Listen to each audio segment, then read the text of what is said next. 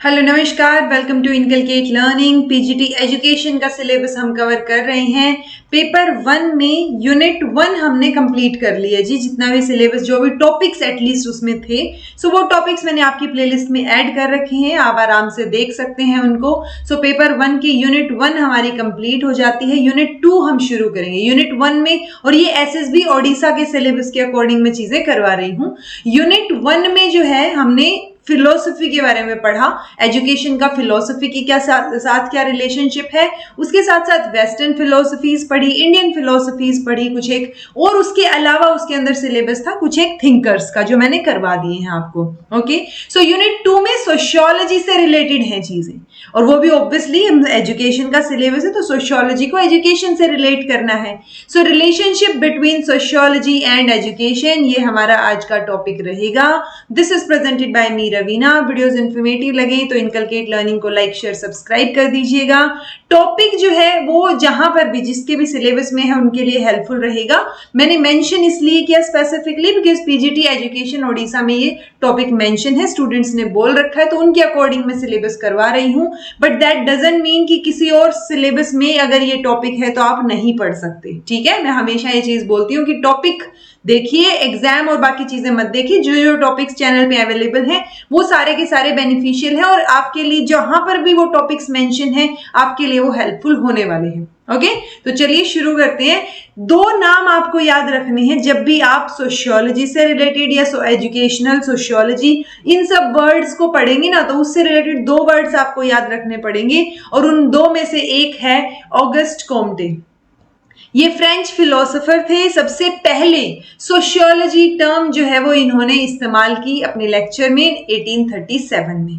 तो August Comte का नाम आप याद रखेंगे। ठीक है, अब क्योंकि हमें सोशियोलॉजी प्लस एजुकेशन के बीच रिलेशनशिप देखना है, सो एजुकेशन क्या होती है वो हम सबको पता है। वो जब मैंने आपको फिलोसफी और एजुकेशन में रिलेशनशिप समझाया था, उस टाइम पे भी मैंने पहले फिलोसफी समझाया था, फिर एजुकेशन, एंड देन उनके बीच रिलेशनशिप। Same applies here. अभी हम सोशियोलॉजी की बात करेंगे, एजुकेशन की बात हमने ऑलरेडी कर रखी है, सो उसके बाद हम डायरेक्ट एजुकेशनल सोशियोलॉजी की बात करेंगे। ठीक है, सो ऑगस्ट कॉम्टे जो है वो फ्रेंच फिलोसोफर थे। सबसे पहले इन्होंने इस्तेमाल किया था ये जो टर्म इन्होंने बनाई, इंट्रोड्यूस की, कॉइन की, सोशियोलॉजी, ये 2 शब्दों के कॉम्बिनेशन से थी। यूजुअली जब कॉम्बिनेशन की बात आती है, सो या तो वो ग्रीक वर्ड्स होते हैं या लैटिन वर्ड्स होते हैं, क्योंकि बहुत ये डेड लैंग्वेजेस है ना जो हम बोलते हैं, इनमें बहुत ज्यादा चेंजेस अब जो है पॉसिबल नहीं है, इसलिए ये डेड लैंग्वेजेस हैं। सो बट यहां पर जो 2 वर्ड्स का कॉम्बिनेशन लिया गया, वो एक वर्ड है जी सोसाइटस, जिसका मतलब है सोसाइटी, और ये ग्रीक वर्ड है। दूसरा है लोगोस, जो कि लैटिन वर्ड है। सो 2 वर्ड्स, एक ग्रीक और एक लैटिन वर्ड से मिलके सोसाइटी और स्टडी, यानी हम साइंस या स्टडी कर रहे हैं किसकी, सोसाइटी के बारे में, तो वो सोशियोलॉजी हो जाएगी। समझ आया? सो जब हम किसकी स्टडी कर रहे हैं, सोसाइटी की, तो वो सोशियोलॉजी है। ही रिकग्नाइज सोशियोलॉजी, वो एक फंडामेंटल साइंस की तरह देखते हैं सोशियोलॉजी को, which deals with the application of scientific method to study the relationship between society and individual. तो सोशियोलॉजी किस लिए है, सोसाइटी प्लस इंडिविजुअल के बीच इंटरेक्शन कैसा हो रहा है, उस रिलेशनशिप को देखने के लिए हम किसकी हेल्प ले रहे हैं, साइंटिफिक मेथड्स की हेल्प ले रहे हैं। सो ये जो पूरी की पूरी स्टडी हमने की, ये सोशियोलॉजी है। ठीक है, कॉम्टे जो है इन्होंने एडवोकेट किया था किसको, साइंटिफिक स्टडी ऑफ सोसाइटी को पहली बार, तो इनको फादर ऑफ सोशियोलॉजी भी बोला जाता है। ये क्वेश्चन नेट के एग्जाम में तो आया था कि फादर ऑफ सोशियोलॉजी कौन है। हो सकता है आपके ओडिशा या कोई भी सेट के एग्जाम या कोई भी पीजीटी एजुकेशन के एग्जाम में ये पूछा जा सकता है कि सोशियोलॉजी के फादर कौन है। I'm sorry, लेकिन इसका मतलब ये नहीं है कि एजुकेशनल सोशियोलॉजी के फादर भी यही है। सो ये चीज का डिफरेंस आपको जरूरी है समझना कि फादर ऑफ सोशियोलॉजी पूछा जा रहा है तो ऑगस्ट कॉम्टे है, फादर ऑफ एजुकेशनल सोशियोलॉजी फिर अलग हो जाएंगे, जो हम अभी आगे बात करेंगे, जॉर्ज पाइनी है वो। ठीक है, सो ये हमें समझ आ गया कि सोशियोलॉजी का मतलब क्या है। सबसे पहले ये टर्म किसने इंट्रोड्यूस की थी, किसने इस्तेमाल की थी, फादर ऑफ सोशियोलॉजी कौन है। सो बेसिकली सोशियोलॉजी जो है वो क्या है, साइंटिफिक स्टडी ऑफ सोसाइटी, और इसको हम साइंस ऑफ सोसाइटी भी बोलते हैं ऑगस्ट कॉम्टे की टर्म्स में। ठीक है, अब अगर सोसाइटी की और साइंस की बात करें, तो जो सोशियोलॉजी की टीचिंग है वो 1876 में यूनाइटेड नेशंस में शुरू हुई थी। देन 1889 में फ्रांस में सोशियोलॉजी पढ़ाई जाने लगी, 1907 में ग्रेट ब्रिटेन में, then after the world war one उसके बाद पोलैंड में और इंडिया में, ठीक है, 1925 में इजिप्ट में एंड मैक्सिको एंड इन 1947 में स्वीडन में। सो पॉइंट ये है कि ये जो सोशियोलॉजी है वो यंगेस्ट ऑफ सोशल साइंसेस है, कि सोशल साइंस में जिन सब्जेक्ट्स को हम लेके चलते हैं तो उनमें से एक जो है वो क्या है, सोशियोलॉजी है। और इंडिया में अगर हम बात करें तो पोलैंड इंडिया, मतलब उसके वो होता है ना, एक सीरीज सी है कि सबसे पहले यूनाइटेड नेशंस में सोशियोलॉजी स्टार्ट हुई, स्टडी शुरू हुई सोसाइटी से रिलेटेड। ओके, डेफिनेशन क्या होगी, ये चीज मैं हमेशा बताती हूँ कि जब मीनिंग की बात आए तो हम इन जनरल मतलब देखते हैं, और डेफिनेशन की बात आए तो हम कोट करते हैं कि किसी पर्टिकुलर इंसान ने ये डेफिनेशन दी है। जैसे एलेक्स ने क्या बोला कि सोशियोलॉजी जो है वो study of system of social action and their interrelations. तो सोसाइटी में सोशल लेवल पे जो जो एक्शंस हो रहे हैं, जो चीजें हो रही हैं और उनका आपस में क्या रिलेशनशिप है एक दूसरे के साथ, जब हम उन सिस्टम्स की स्टडी करें तो वो सोशियोलॉजी होगा। कॉम्टे ने, वार्ड ने, ब्लैकमार, गिल्गन, गिडिंग, इन्होंने बोला कि sociology is the science of society. तो ये टर्म आप याद रखिए, क्योंकि ये डेफिनेशन किसने, कॉम्टे ने बताई है, जो कि फादर ऑफ सोशियोलॉजी हैं। तो वो बोलते हैं कि सोशियोलॉजी जो है वो साइंस है सोसाइटी की, ठीक है, क्योंकि हम सोसाइटी के बारे में पढ़ रहे हैं और हम साइंटिफिक मेथड की हेल्प से पढ़ रहे हैं, इसलिए साइंस ऑफ सोसाइटी। ऐसे ही गिलिन ने बोला कि it is the study of interactions arising from the association of living beings, यानी जो लोग रह रहे हैं उनके बीच में जो इंटरेक्शन हो रहा है उसकी जब हम स्टडी करते हैं तो वो सोशियोलॉजी है। मैकाइवर, पेज और ये एबल, इन्होंने बोला कि sociology is the study of nature of social relationship. आपको नजर आ रहा होगा, चाहे वो मैक्स वेबर की डेफिनेशन हो, मैकाइवर की हो, कॉम्टे की हो, किसी की भी डेफिनेशन हो, एक चीज कॉमन है, यहाँ पे सेंट्रल थीम है सोशल इंटरेक्शन। यानी सोशल लेवल पे जब इंटरेक्शन होता है लोगों के बीच में और जब हम उसको स्टडी करते हैं तो वो किसके अंडर आएगा जी, सोशियोलॉजी के अंडर आएगा। सो आई होप अब तक आपको सोशियोलॉजी टर्म तो क्लियर हो गई होगी। एजुकेशन हमने ऑलरेडी क्लियर कर रखी है, तो एजुकेशन और सोशियोलॉजी को मिला के बनता है एजुकेशनल सोशियोलॉजी, जिसके फादर हैं ई जॉर्ज पाइने। ये क्वेश्चन भी आपको याद रहना चाहिए, ये क्वेश्चन आपके ओडिशा वाले प्रीवियस ईयर में पूछा गया है, ठीक है। तो पीजीटी एजुकेशन के एग्जाम में फादर ऑफ एजुकेशनल सोशियोलॉजी पूछा गया है, तो आपको ये भी पता हो और फादर ऑफ सोशियोलॉजी भी पता हो। ओके, सो एजुकेशनल सोशियोलॉजी क्या हो गया, यानी हमने एजुकेशन को सोशियोलॉजी के साथ मिक्स कर दिया। सो ये एक ब्रांच है of which has come into existence as the synthesis between education and sociology. So according to this father of educational sociology, क्या मीनिंग होगा इसका, कि educational sociology is the applied science in the field of sociology. तो ये applied science हो गई, अब हम उस चीज को एप्लीकेबल बनाने की कोशिश कर रहे हैं एजुकेशन के फील्ड में। ये किस पे फोकस करती है, it focuses on the AIIMS of sociology should be achieved through educational processes. यानी जैसे हमने ये पढ़ा था ना कि फिलोसफी जो है वो एक थॉट है और उसको पाने का तरीका, उसको अचीव करने का तरीका, मीन क्या है, एजुकेशन है। यहां पर भी यही है कि सोशियोलॉजी जो है वो सोसाइटी में हो रहे इंटरेक्शन की स्टडी है, लेकिन वो इंटरेक्शन की स्टडी हम तभी कर पाएंगे जब हम एजुकेशन में चीजों को इंक्लूड करेंगे। ओके, सो हम एजुकेशनल प्रोसेसेस के थ्रू ही इसको इंक्लूड कर सकते हैं। So educational sociology is that science which studies the interaction, किसके बीच में, एजुकेशन और सोशियोलॉजी के बीच में, ठीक है। सो डेफिनेशन देखेंगे तो जॉर्ज ई पाइने की डेफिनेशन है कि educational psychology is a science जो डिस्क्राइब और एक्सप्लेन कर रही है किसको, institutions, social group, social processes और social concerns, the social relationship in which or through which the individual gains and organizes his experience. So overall आपको नजर आ रहा होगा कि जब हम एजुकेशन और सोशियोलॉजी को मिक्स करके समझने की कोशिश करते हैं तो वो एजुकेशनल सोशियोलॉजी है। ओटावा ने बोला, ब्राउन ने बोला, ये अलग अलग डेफिनेशंस हैं, आपको सब में सेम चीज अलग अलग तरीके से कही हुई नजर आएगी। फर्दर चलें तो नेचर क्या है एजुकेशनल सोशियोलॉजी का। सो एक इंपॉर्टेंट डिवीजन, अगर हम इसके कैरेक्टरिस्टिक की बात करें तो ये एक रिलेशनशिप एस्टेब्लिश करते हैं सोसाइटी में और एजुकेशन में। अगर हम देखें सोशियोलॉजी क्या है, तो सोशियोलॉजी क्या था, वो एक रिलेशनशिप दिखाने की कोशिश कर रहे थे सोसाइटी में एंड इंडिविजुअल में, इंडिविजुअल में, ठीक है। अब जब हम इसको एक ब्रैकेट में रखें और यहां पर हम रिलेशनशिप दिखाएं इसका एजुकेशन के साथ, तो वो क्या है, एजुकेशनल सोशियोलॉजी है। सो ये थियोरेटिकल भी है, प्रैक्टिकल स्टडी भी है, बट स्टडी किस चीज की है, इंटरेक्शन की है। ओके, एजुकेशनल सोशियोलॉजी रेगुलेट और कंट्रोल करती है इंटरेक्टिंग फोर्सेस को, किसके बीच में, जो इंडिविजुअल और सोसाइटी के बीच में चीजें हैं। एक एजुकेशनल मेथड है ये, जिसमें हम एक इंसान की पर्सनालिटी को बेहतर तरीके से डेवलप करना चाह रहे हैं।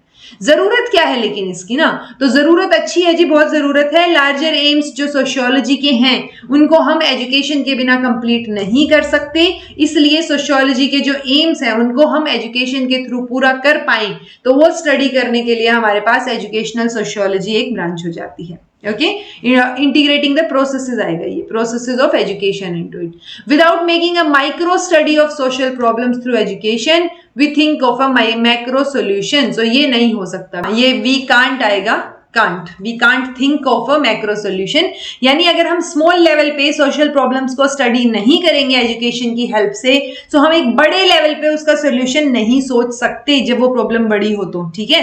सो ओवरऑल हमें एजुकेशन की हेल्प यहाँ पर लेनी पड़ेगी जब हम सोशियोलॉजी की बात करेंगे, ठीक है।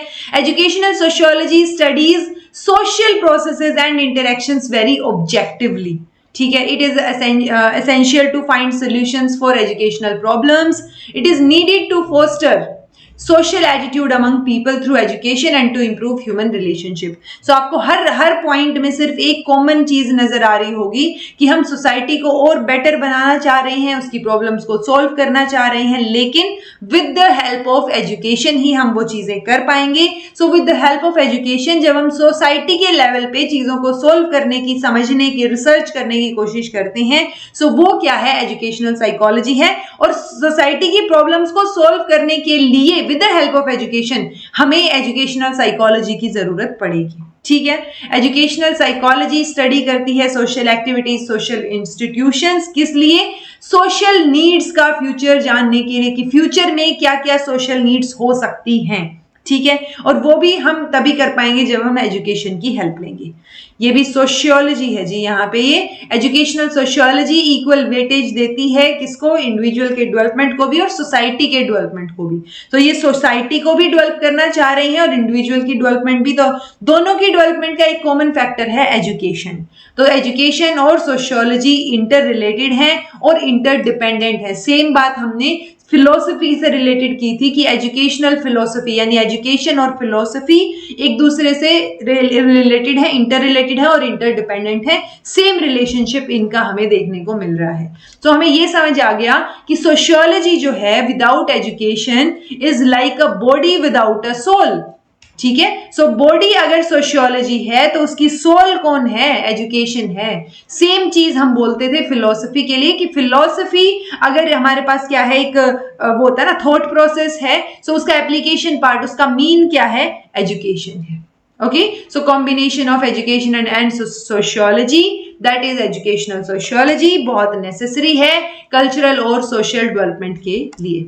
ऑब्जेक्टिव्स क्या रहेंगे, ऑब्जेक्टिव्स भी वही रहेंगे कि हम सोसाइटी के लेवल पे कितने, मतलब सोसाइटी और स्कूल को या स्कूल में जो काम हो रहा है उसको कितना कनेक्ट कर सकते हैं, ठीक है। सो प्रोफेसर हैरिंगटन ने जो है कुछ एक ऑब्जेक्टिव सजेस्ट किए कि किस लिए काम कर रही है एजुकेशनल सोशियोलॉजी।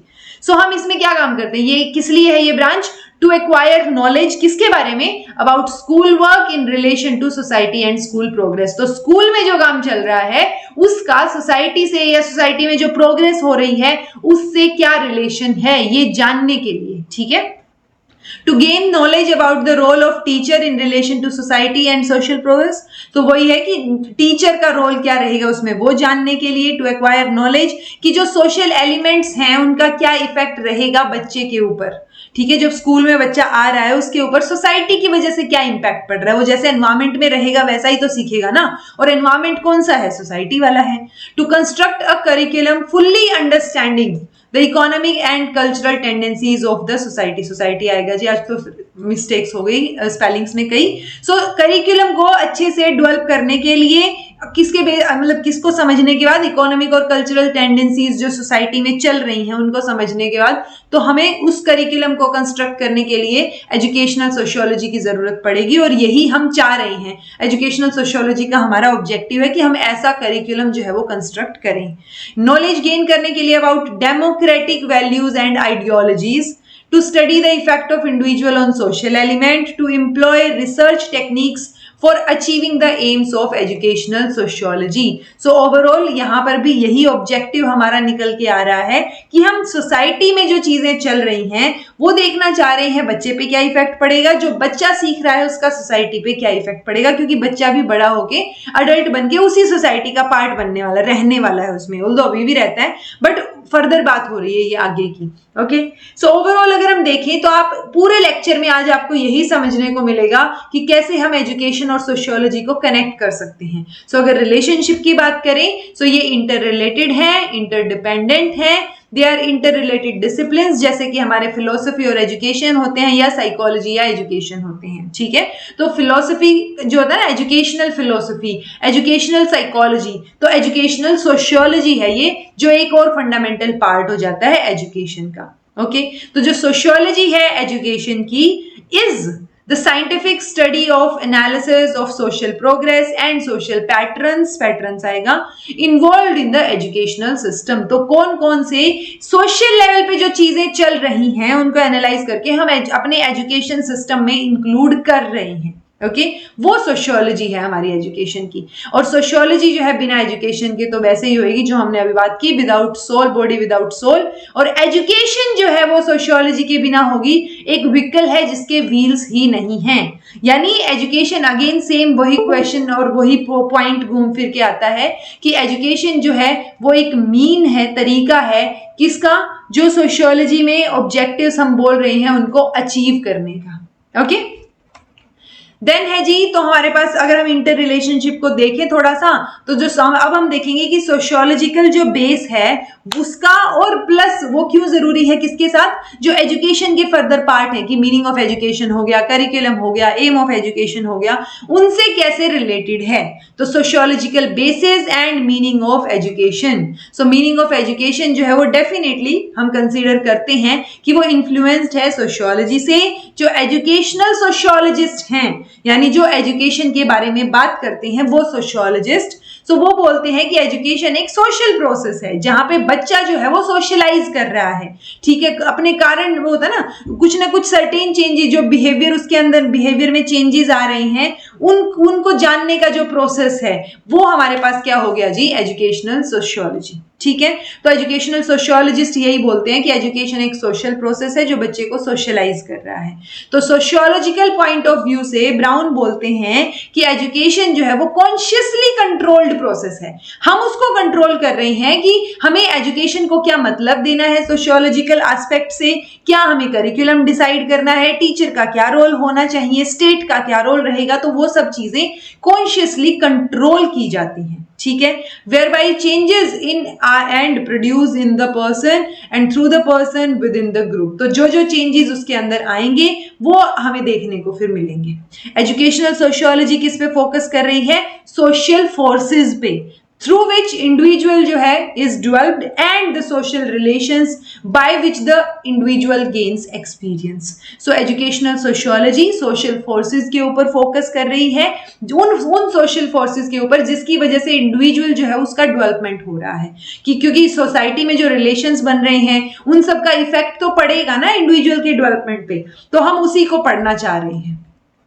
अगर हम एम ऑफ एजुकेशन के साथ इसको कनेक्ट करें तो definitely sociological point of view से अगर हम देखें तो हम क्या चाहते हैं, एजुकेशन का क्या एम होना चाहिए, ताकि मतलब एजुकेशन का एम होना चाहिए कि वो कुछ एक सोशल क्वालिटी, सोशल फीलिंग्स एक बच्चे में डेवलप कर पाए। यानी सोसाइटी के प्रति उसकी क्या रिस्पॉन्सिबिलिटी है, क्या जो है नेशन के प्रति उसकी रिस्पॉन्सिबिलिटी है कि वो एक अच्छा सिटीजन बन पाए कंट्री के लिए। सो ये सारी चीजें जब हम बच्चे को सिखा रहे हैं तो वो एजुकेशनल सोशियोलॉजी है, क्योंकि हम सोसाइटी की जो क्वालिटीज हैं, सोशल लेवल पे रहने के लिए क्या क्या क्वालिटीज उसमें होनी चाहिए वो उस बच्चे के अंदर डाल रही हैं। ठीक है। सो हम अगर इसको कंक्लूड करें तो एम ऑफ एजुकेशन के जो सोशियोलॉजिकल एस्पेक्ट रहेगा वो ये रहेगा कि हम एजुकेशन दे रहे हैं किसके लिए, सोशल सर्विस के लिए, सिटीजनशिप के लिए, अच्छे सिटीजन होने के लिए, एफिशिएंसी, सोशल एफिशिएंसी के लिए, patriotism, nationalism, national unity, emotional integration. So हम इन सब चीजों को डेवलप करना चाह रहे हैं। ये सोशियोलॉजिकल एस्पेक्ट रहेगा एम्स ऑफ एजुकेशन का। अगर हम फंक्शंस ऑफ एजुकेशन की बात करें तो क्या काम करेंगे, मतलब जो हम एजुकेशनल सोशियोलॉजिस्ट हैं वो स्ट्रेस करते हैं किसके ऊपर, सोशल फंक्शन ऑफ एजुकेशन। और सोशल फंक्शन क्या है एजुकेशन के, वो मुनरो ने बताया कि diffusion of more and more knowledge, कि हम ज्यादा से ज्यादा नॉलेज जो है वो डिसेमिनेट कर पाए, डिफ्यूज कर पाए, समझा ज्यादा से ज्यादा सबको बांट पाए बेसिकली, ठीक है। सो वो हमारा सोशल एस्पेक्ट रहेगा किसका, एजुकेशन के फंक्शन का, कि ये एजुकेशन का काम है। एजुकेशन जो है वो एक सोशल कंट्रोल का मीन होता है, क्योंकि जो आपने पढ़ा, आप जैसे मान लो मैं पढ़ी लिखी हूं, आप पढ़े लिखे हैं, हमारा एक अलग थॉट प्रोसेस होगा सोसाइटी में, और जो मतलब जिन्होंने अलग अलग फील्ड से पढ़ाई की सबका अलग अलग पर्सपेक्टिव होगा ना। सो एजुकेशन जो है वो एक रास्ता होता है किसके लिए, सोशल कंट्रोल के लिए। एजुकेशन के थ्रू ही हम प्रोटेक्ट भी कर सकते हैं और ट्रांसमिट भी कर सकते हैं सोशल हेरिटेज को, ठीक है। एक जनरेशन में जो चीजें चल रही हैं सोशल लेवल पे, जो चीजें उनको हम दूसरी जनरेशन में पास ऑन कर सकते हैं with the help of education.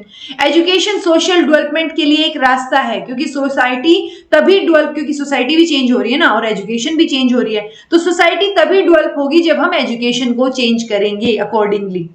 Development of constructive and creative outlook of the individual, किसी भी इंडिविजुअल का एक बेटर कंस्ट्रक्टिव आउटलुक जो है उसको डेवलप करना एजुकेशन का काम है, और ये सोशियोलॉजिकल पॉइंट ऑफ व्यू है। Okay, sociological basis and curriculum. अब हमारा करिकुलम कैसा होना चाहिए, तो बेसिकली करिकुलम को जब हम सोसाइटी से कनेक्ट करते हैं तो हमारा करिकुलम इस तरीके का होना चाहिए, यानी कुछ एक बेसिक जो प्रिंसिपल्स हैं वो एक बार डिस्कस करते हैं कि करिकुलम जो है वो किस पे बेस्ड हो, conditions, problems and needs of the society, यानी सोसाइटी में जो चीजें चल रही हैं उसके बेसिस पे हम अपना करिकुलम निर्धारित करें कि इन प्रॉब्लम्स का सोल्यूशन कैसे निकलेगा।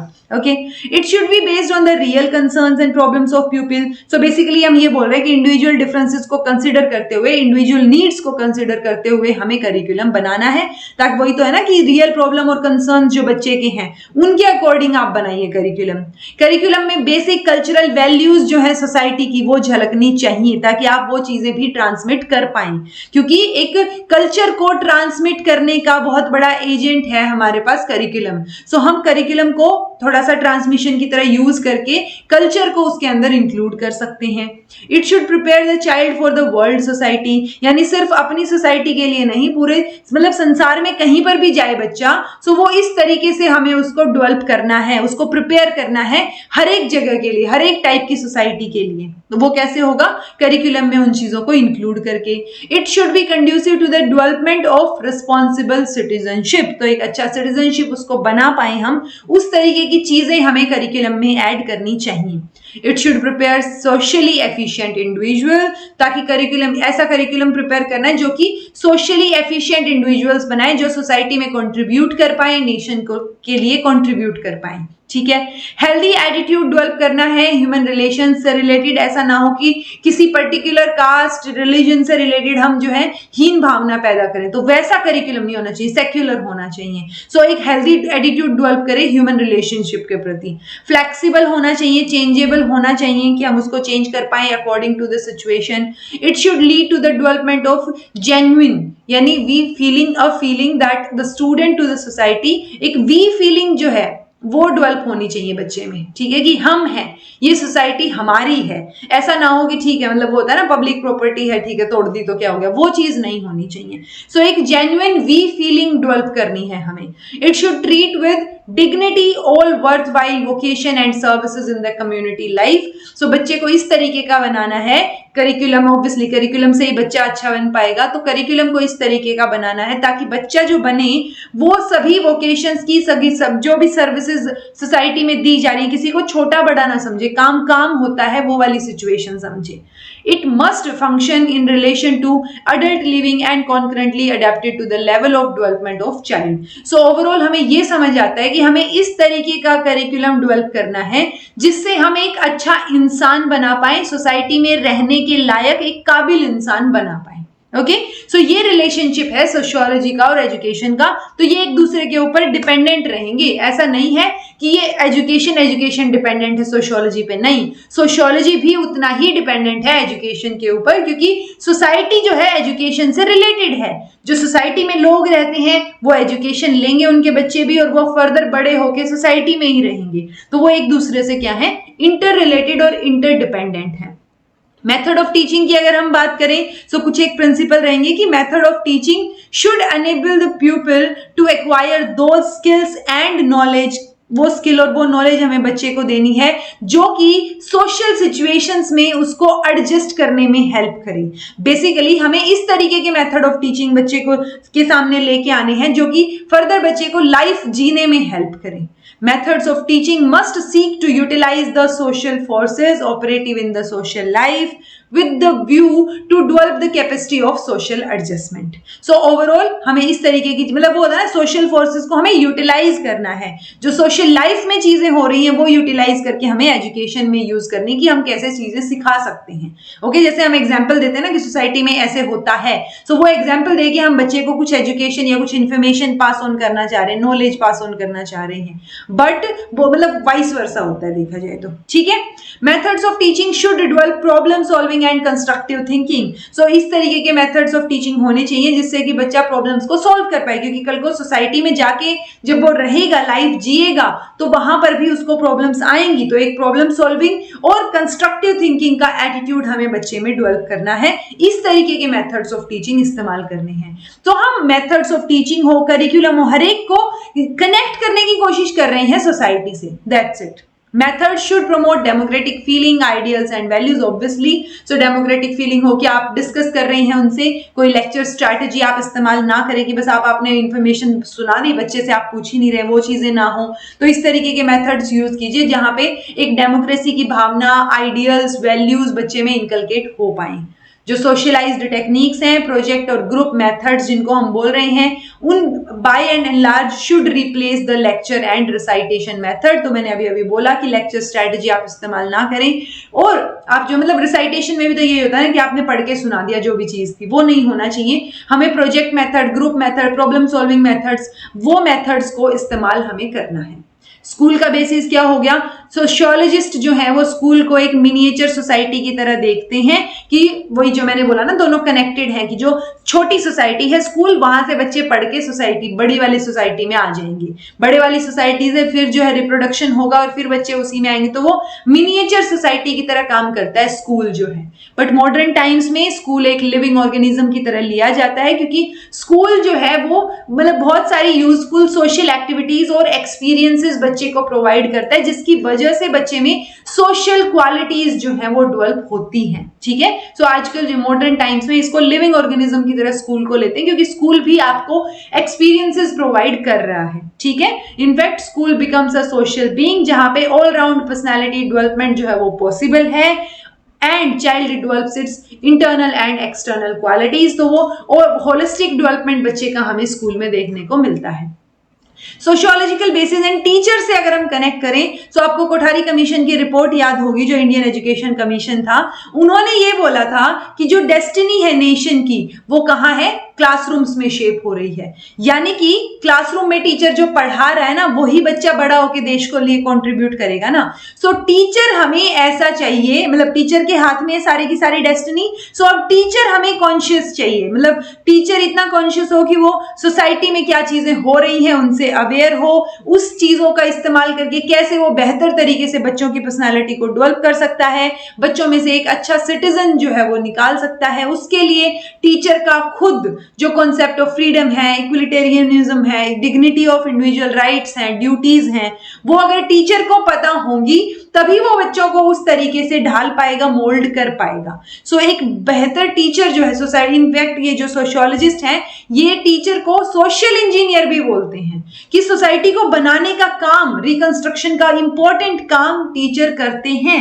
अब मैं जिस तरीके से आपको एग्जाम्पल देके पढ़ाऊंगी, या फिर मान लो एक तो मैं मतलब एक सभ्य तरीके से मैसेजेस आपको दे रही हूं, एक मैं बीइंग अ टीचर मतलब मेरी पर्सनालिटी इस तरीके की होनी चाहिए कि मैं आपको बढ़िया चीजें सिखाऊं, आपको कैसे डेमोक्रेटिक वैल्यूज आप सीख सकते हैं, कैसे जो है इक्वालिटी सीख सकते हैं, इक्विटी सीख सकते हैं, तो वो सारी चीजें मैं बीइंग अ टीचर आपको सिखाऊं। सो वो तभी सिखा सकती हूँ ना जब मुझे आती होंगी, राइट। सो वही चीज यहाँ पे बोली गई है कि टीचर जो है वो एक बेहतर फ्यूचर बना पाए बच्चों का, ऐसा टीचर होना चाहिए। ठीक है जी। देन है डिसिप्लिन। तो डिसिप्लिन में ये सोशल डिसिप्लिन को इनकलकेट करने की बात कर रही हैं। डिसिप्लिन जो है वो पार्टिसिपेशन से आएगा, ग्रुप एक्टिविटीज, सोशल सर्विस की एक्टिविटीज, इस तरीके की चीजें हमें करवानी है ताकि हम बच्चे को सोसाइटी के लेवल पे एक अच्छा डिसिप्लिन सिखा पाए कि सोसाइटी में सभ्य तरीके से कैसे रहना है। ठीक है। सोशल डिसिप्लिन जो है वो नेचुरली आना चाहिए in the education educant, so that वो मतलब एजुकेंट मतलब जो बच्चा है उसको बोल रहे हैं हम, ताकि वो इस तरीके की हार्मफुल एक्टिविटीज में शामिल ना हो जो कि इंडिविजुअल के लिए भी हार्मफुल है और सोसाइटी के लिए भी हार्मफुल है। तो हमें एक अच्छा सोशल डिसिप्लिन जो कि नेचुरली इमर्ज होगा, जो हमने बात की थी ना कि आप नेचुरली छोड़ दीजिए सोसाइटी में बच्चे को, जो नेचुरलिज्म बात करती है फिलोसफी कि आप नेचुरली छोड़ दीजिए बच्चे को, वो अपने आप सीख जाएगा। तो उसमें बार बार हमने बात की थी कि सोशल डिसिप्लिन जो है वो बच्चे में आना चाहिए। सो वही सोशल डिसिप्लिन जो है वो सोशियोलॉजी से हमें कनेक्ट कर रहा है। अब ओवरऑल अगर बात करें तो ये जो सोशियोलॉजिकल बेस, ये रिस्पॉन्सिबिलिटी किसकी है कि हमें इंडिविजुअल को कैपेबल बनाना है जीने के लिए, सोसाइटी में रहने के लिए, सोशल ड्यूटीज को फुलफिल करने के लिए, एक अच्छा इंसान, एक अच्छा इंडिविजुअल जो बनाना है, ये काम है जी स्टेट का, कि स्टेट जो है एक प्रॉपर एजुकेशन मासेस तक पहुंचा पाए, जिसमें मतलब क्योंकि प्रॉपर मासेस तक अगर एजुकेशन नहीं पहुंची सो डेमोक्रेसी जो है वो सक्सेसफुल कभी भी नहीं हो सकती। डेमोक्रेसी तभी सक्सेसफुल होगी जब स्टेट जो है primary, secondary, university, professional education, हर तरीके की एजुकेशन में इंडल्ज रहे और उन चीजों को प्रमोट करे और ज्यादा। ठीक है। सो ये ओवरऑल एजुकेशन और सोशियोलॉजी से रिलेटेड बेसिकली और भी पॉइंट्स उठा सकते हैं आपकी, आप जो है रोल, जैसे टीचर का रोल किया हमने, स्टूडेंट के रोल की बात कर सकते हैं सोशियोलॉजिकल बेसिस पे। सो ऐसे बहुत सारे पॉइंट्स हो सकते हैं जहां पे हम उस पॉइंट को जो एजुकेशन के फील्ड में पॉइंट है उसको सोसाइटी से कनेक्ट करेंगे और उसको हम ओवरऑल एजुकेशनल सोशियोलॉजी का पार्ट बताएंगे। ठीक है। सो आई होप आपको रिलेशनशिप समझ आया होगा, कहीं ना कहीं हर जगह पे हमने सोसाइटी से कनेक्ट किया है एजुकेशन को। Okay, so this was all about today. Thank you so much for watching. Be happy, keep smiling, subscribe to inculcate learning because it is absolutely free, and be consistent in your efforts.